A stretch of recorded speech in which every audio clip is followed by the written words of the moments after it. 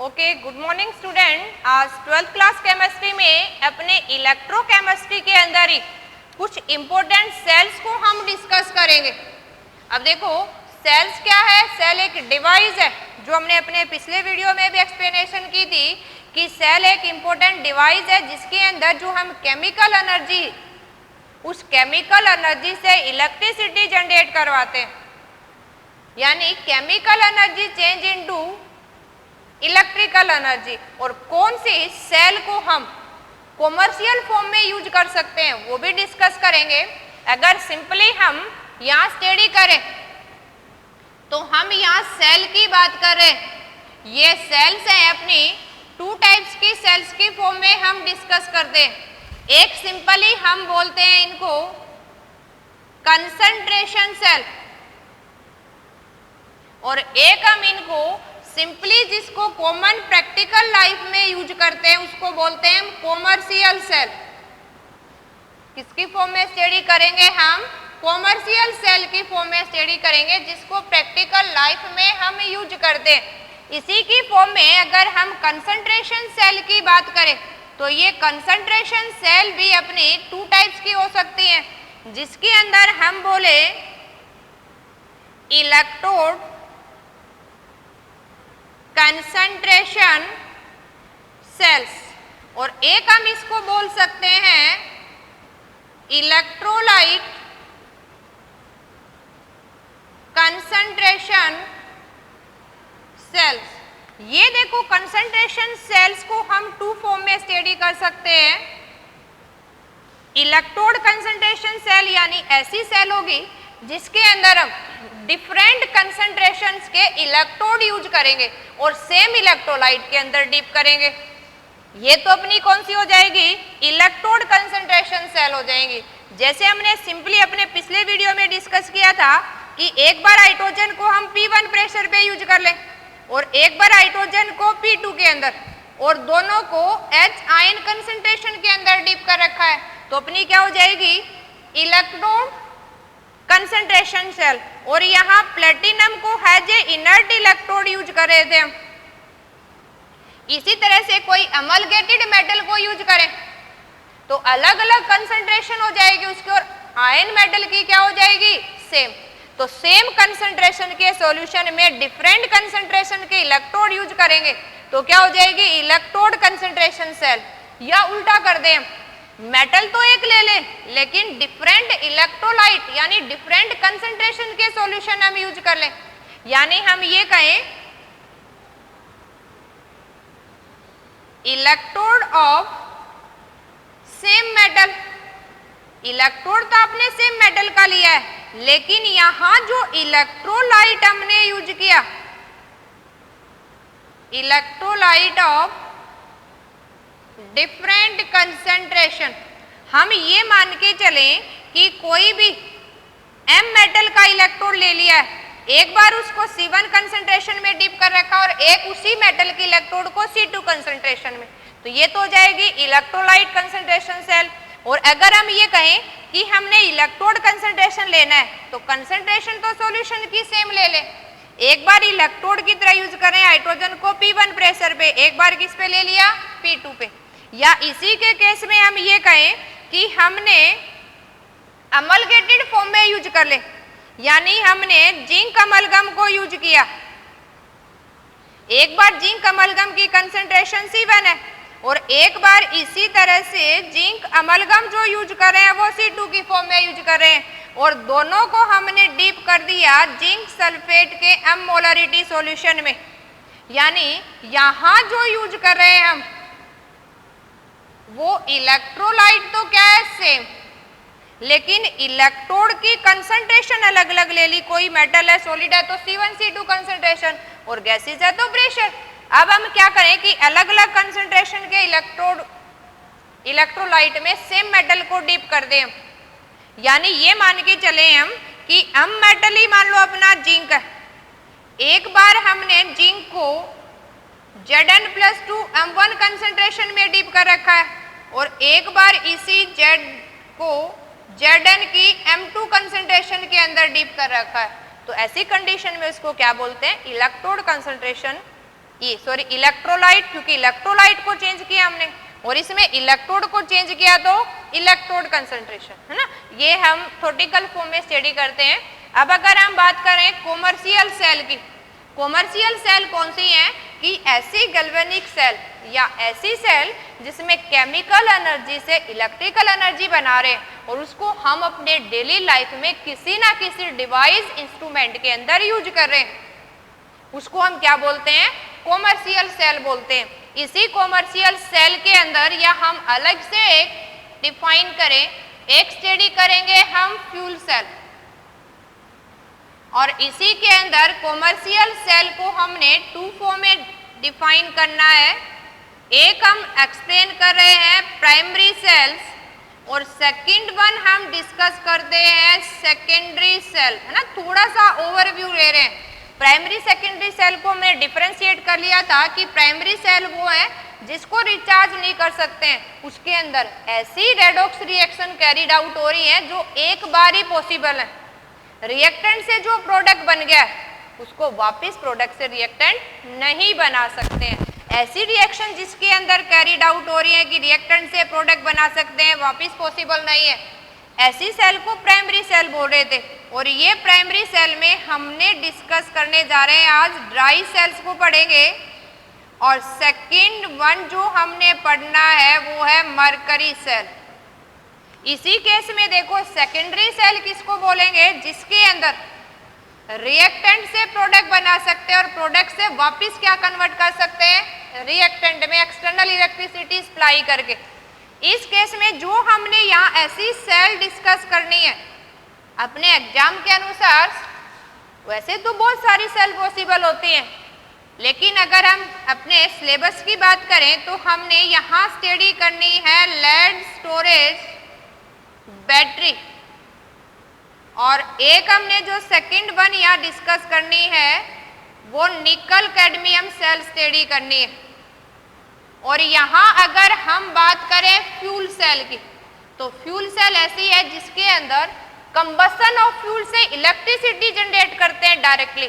जैसे हम फ्यूल अगर कहें कि हाइड्रोजन है, कार्बन मोनोऑक्साइड है, मीथेन है, या आपका ये कहें कि मीथेनॉल है, इनको कंबसन करवाते हैं। कंबसन का मीनिंग हम जलाएंगे, और इन कंबसन से जो एनर्जी रिलीज होती है, कंबसन एनर्जी को ही डायरेक्ट किसमें कन्वर्ट कर दे, इलेक्ट्रिकल एनर्जी में।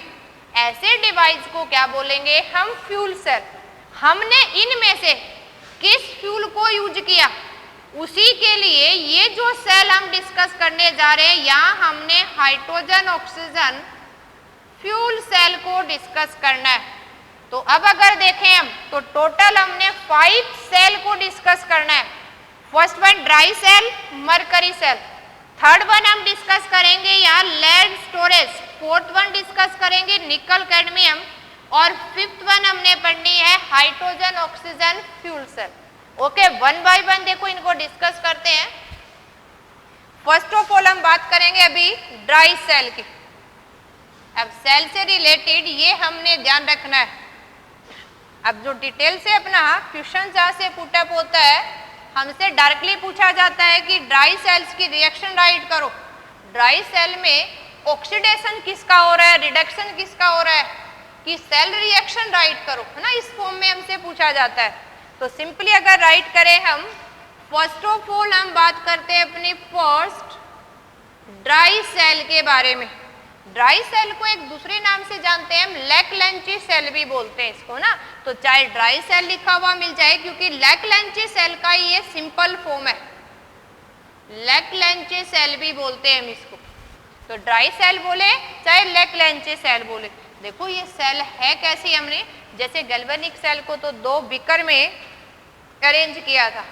तो अपने पिछले वीडियो में थोड़ा सा डिस्कस किया था हमने कि कोई भी सेल है उसको कॉमर्शियल सेल बनाने के लिए कैसे यूज करेंगे। तो उसके अंदर हमने कुछ प्रॉपर्टी पढ़ी थी कि वो कम्पैक्ट होनी चाहिए, छोटे साइज की होनी चाहिए, लाइट इन वेट होनी चाहिए, और कुछ अमाउंट ऑफ जो वोल्टेज है वो क्या होनी चाहिए, कंटिन्यूस फॉर्म में वोल्टेज सप्लाई करनी चाहिए, उसकी लाइफ कुछ होनी चाहिए, या ज़्यादा हो तो और भी अच्छा है। तो ये सारी प्रॉपर्टी को ध्यान में रखते हुए हमें लैकलेंची सेल को ड्राई सेल की फॉर्म में डिस्कस करते हैं। और ड्राई सेल आपने सबने देखा होगा, अपनी क्लॉक दीवार घड़ी के अंदर जो सेल डालते हैं वो क्या है, एक ड्राई सेल का ही फॉर्म है। या कहीं कि अपने टीवी आप खूब देखते हैं, टीवी के रिमोट के पीछे जो सेल डाल रखे हैं हमने वो भी क्या है, ड्राई सेल है ना। आप उसको खोल के देख सकते हो जो डिस्चार्ज हो रखा हो इजीली। तो उसको हम यहाँ बोर्ड पे फॉर्मेट की फॉर्म में डायग्रामेटिकली लेने की कोशिश करें। देखो इसके अंदर आप जैसे ही उसको खोल के देखेंगे, सेंटर में एक कार्बन की इलेक्ट्रोड मिलेगा आपको ग्रेफाइट का।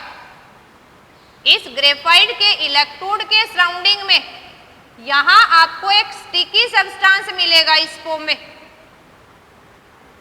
ये बिल्कुल आपको ब्लैकिश तारकोल की तरह स्टिकी, बिल्कुल चिपचिपा सा। और इसके सराउंडिंग में अगर आप देखोगे यहां एक आपको देखने में वो एल्यूमिनियम आपने सबने देखा है, लेकिन एक्चुअल में ये क्या है आपका, ये जो आपको नजर आएगा यहां ये जिंक कंटेनर है। आपने एल्यूमिनियम सबने देखा है घरों में ना, अपने कुकर बर्तन होते हैं, तो उसी तरह से आपको जिंक का एक कंटेनर मिलेगा। इसके सराउंडिंग में पेपर लगा रहता है, आपने पहले उस पेपर को फाड़ना है, उसके बाद ये जिंक कंटेनर आपको नजर आएगा।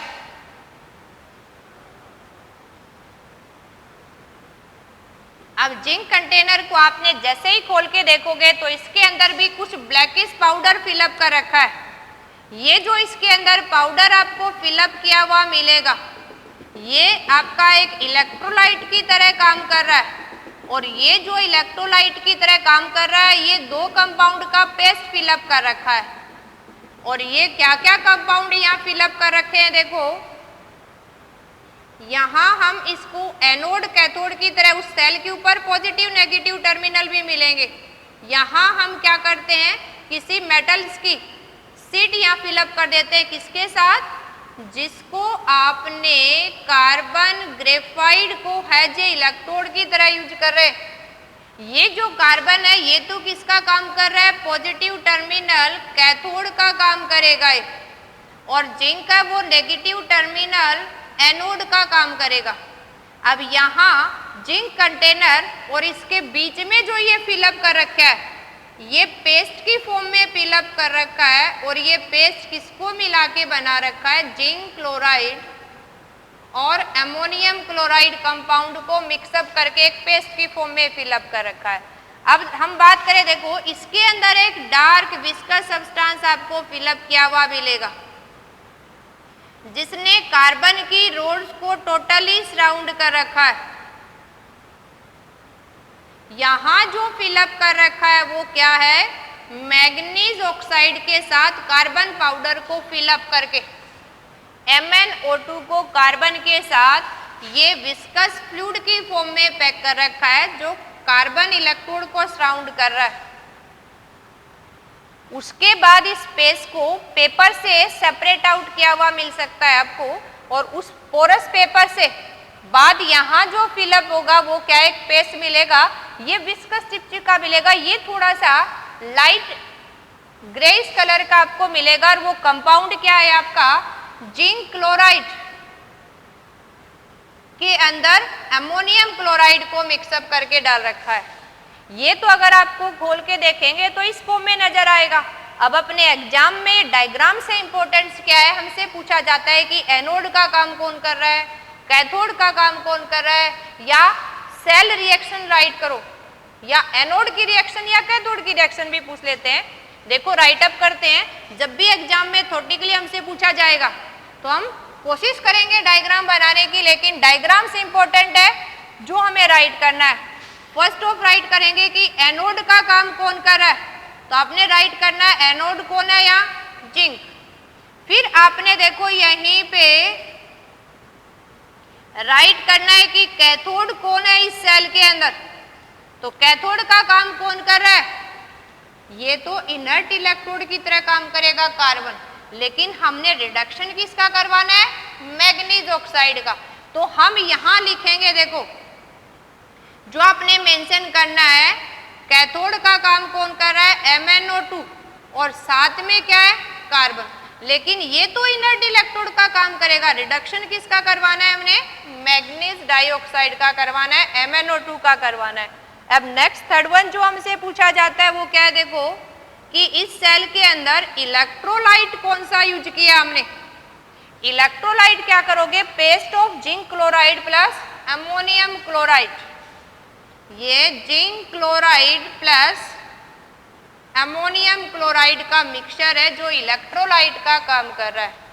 अब इससे आगे हमसे पूछी जाती है सेल रिएक्शन लिखो। तो फर्स्ट ऑफ ऑल हम जब भी बात करें सेल रिएक्शंस की,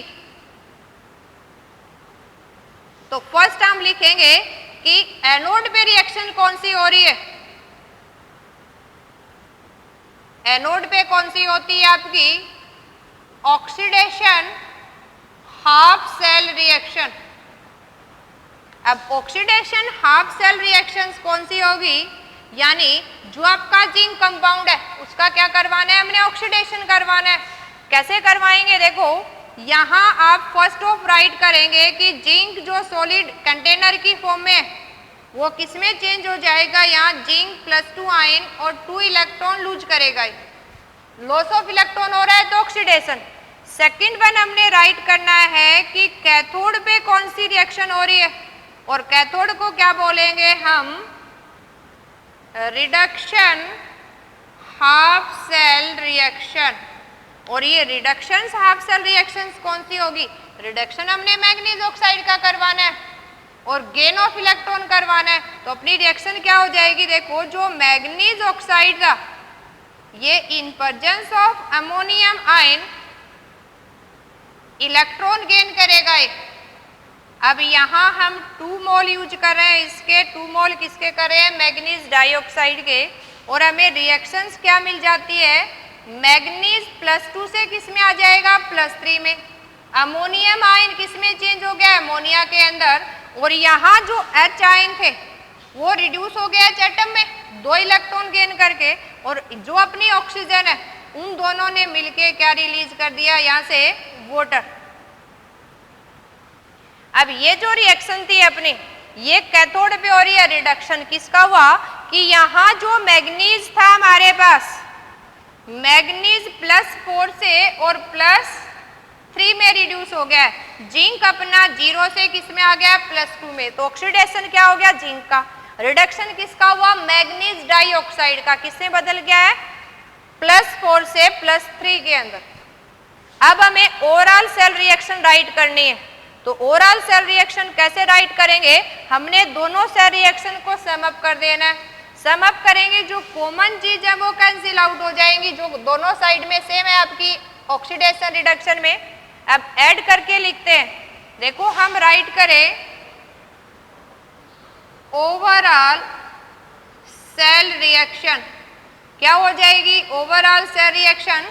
एनोड कैथोड पे लेफ्ट साइड वाले को एक साथ लिखेंगे, राइट वाले को एक साथ, यानी यहाँ जिंक सॉलिड है उसने रिएक्ट किया किसके साथ, MnO2 और अमोनियम आयन के साथ। 2 मोल हम किसके ले रहे हैं, यहाँ मैग्नीज डाइऑक्साइड, 2 मोल किसके ले रहे हैं, अमोनियम आयन।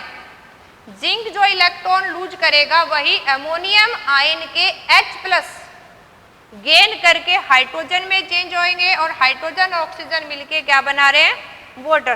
तो हमें यहाँ रिएक्शन जो मिली, जिंक तो किस में कन्वर्ट हो गया, Zn+2 आयन के अंदर, ये अमोनिया गैस की फॉर्म में आ गया NH3, और साथ में आपके 2 मोल्स ऑफ क्या बन गए, Mn2O3, और साथ में क्या बन गया है, वाटर, जिससे हमें पेस्ट की फॉर्म में नजर आता है। तो ये क्या होगी अपनी ओवरऑल सेल रिएक्शन। और यहाँ अगर हम देखें ई सेल की जो वोल्टेज की वैल्यू है वो अप्रोक्स कितनी होती है, 1.5 वोल्टेज। कि सेल के अंदर कितनी वोल्टेज जनरेट हो रही है, तो अप्रोक्स 1.5 वोल्टेज। बाकी ये वेरी करती रहती है, 1.3 से 1.5 तक है ना, ये इसकी कमी है। वो कमी क्यों है, देखो वो भी राइट करते हैं कि यहाँ जो अमोनिया बनी और ये जिंक आयन, यहाँ हमने पेस्ट लिया था क्लोराइड का, यहाँ भी क्लोराइड है, तो इस सॉल्यूशंस के अंदर हमारे पास ये क्लोराइड आयन भी प्रेजेंट है दोनों की वजह से।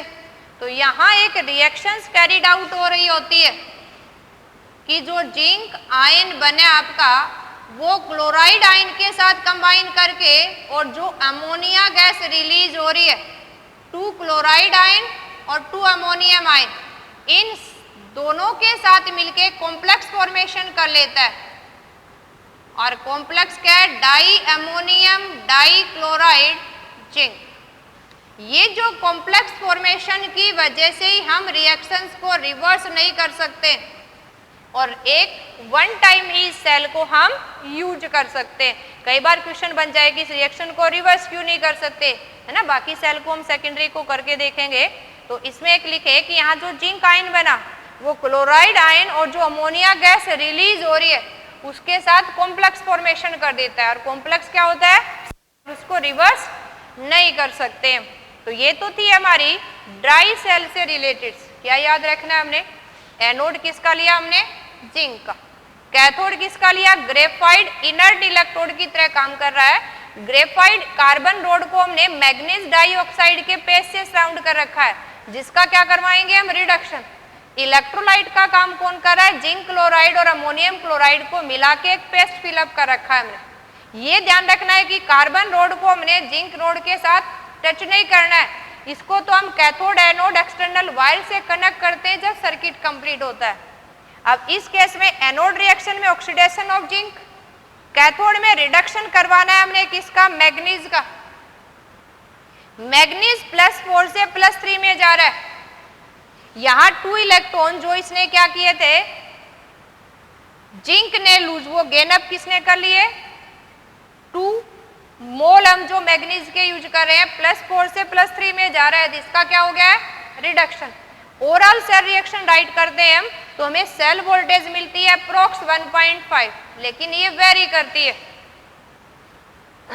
अब इसके ऊपर क्वेश्चन बन जाता है क्या इसमें से अमोनिया गैस रिलीज हो रही है? क्योंकि यहाँ जो अमोनिया बनी है आप कहेंगे बिल्कुल नहीं हो रही है, इसलिए मैंने आपको ये कंपाउंड्स राइट करके दिखाया है। क्योंकि यहाँ जो अमोनिया फॉर्मेशन हो रही है वो जिंक आयन के साथ कॉम्प्लेक्स फॉर्मेशन कर लेती है। तो यहाँ अमोनिया गैस रिलीज नहीं हो रही है, वो कॉम्प्लेक्स की फॉर्म में यूज होगी है।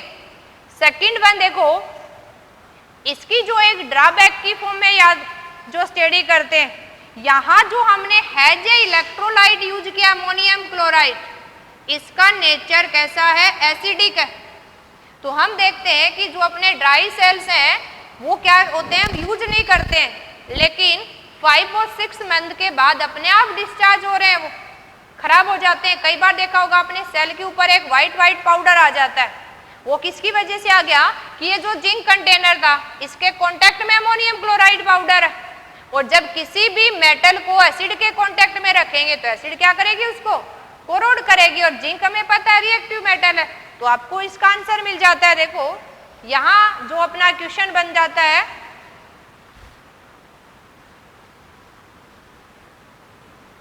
क्या इसको स्टोर कर सकते हैं? लॉन्ग टाइम तक यूज कर सकते हैं क्या? तो हमने आंसर देना है नहीं।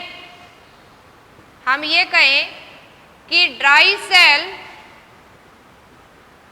डिस्चार्ज मीन्स इलेक्ट्रिसिटी या वोल्टेज प्रोड्यूस करना बंद कर देती है। जैसे हम कहते हैं ना अपने इन्वर्टर की बैटरी डिस्चार्ज हो गई, ऐसे ड्राई सेल भी डिस्चार्ज हो जाती है, यानी वोल्टेज सप्लाई देना बंद कर देती है, अब नेग्लिजिबल हो जाता है। तो कहे कि dry cell discharge on cell without use, या सिंपली ये कह दे why dry cell corrode on storage. तो इसका दोनों के केस में हमने आंसर क्या देना है कि ये किसकी वजह से कोरोड होगी या अपने आप डिस्चार्ज क्यों हो रही है। तो हमने राइट करना है कि यहां जो जिंक कंटेनर है, zinc container is in direct contact of ammonium chloride, और अमोनियम क्लोराइड कैसा है? Acidic, that corrode zinc container, और जिंक कंटेनर को कोरोड कर देगा तो जो जिंक ऑक्सीडेशन का काम कर रहा था वो क्या होगा? आपका अगर इलेक्ट्रोड ही आपका डैमेज हो गया है तो हम ऑक्सीडेशन किसका करवाएंगे, इसलिए अपनी ड्राई सेल क्या होती है, अपने आप डिस्चार्ज हो जाती है। ये देखो कई बार हम शॉप से नया सेल खरीद के लाते हैं लेकिन वो काम नहीं कर रहा है, इसका मतलब आपने उसकी मैन्युफैक्चरिंग डेट देखनी है, अप्रोक्स 6 मंथ के बाद तो वो बिना कोरोड हुए भी हो सकता है आपको पेपर से बाहर उसका कोरोजन ना नजर आए और अंदर जो कांटेक्ट में था वो कोरोड कर रखा है, तो वो सेल रखा अपने आप क्या हो जाता है, डिस्चार्ज हो जाता है। किसकी वजह से डिस्चार्ज हुआ ये, due to corrosion of zinc container by acidic ammonium chloride that use as a electrolyte in a dry cell. Okay student, ये हमने आज स्टडी किया dry cells. Next cell study करेंगे अपने नेक्स्ट वीडियो में। Okay, thank you.